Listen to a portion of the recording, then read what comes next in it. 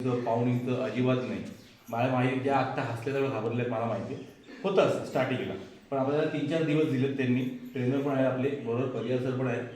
अजिबात घाबरू नका, जे ते सांगतात करा, कारण ही संधी परत येणार नाही. परत सांगतो ही खरंच नाही येणार संधी. अजिबात घाबरू नका. ती कुठली पहिली कमवायला आता माझ्या आयुष्यातली पहिली संधी तुम्हाला पाहिजे. कुठलीही गोष्ट अशी नाही आयुष्यात जी अशक्य नाही. सगळ्या गोष्टी शक्य आहेत.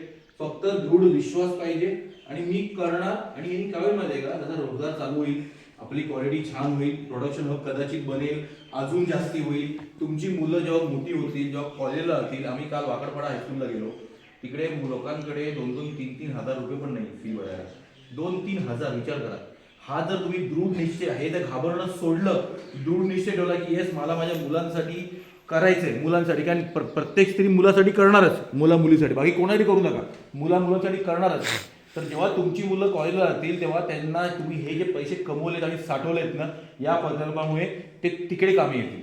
आणि प्रत्येक आईला किंवा बापाला वाटतं की आपल्या मुलं मुली आपल्यापेक्षा मोठे व्हावेत.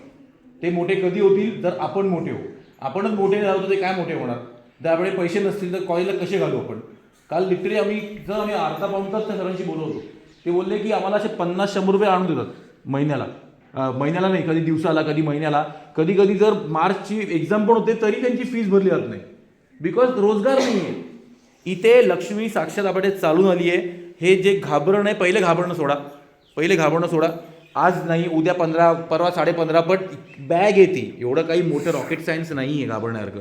म्हणून ते घाबरणं सोडा. दृढ निश्चय इथे पाहिजे, मी करणार बॉस, मी करणार म्हणजे करणार. ह्या 2 गोष्टी केल्या ना, आपोआप 6 तारखेच्या आधी बॅग तुम्ही सरपंच सरांकडे द्या. सेम जे तुम्ही टेक्निक सांगितली ती टेक्निक वापरा. पण पहिले घाबरणं सोडा. काय होतं त्याला आम्ही इंग्लिशमध्ये म्हणतो फिअर फॅक्टर.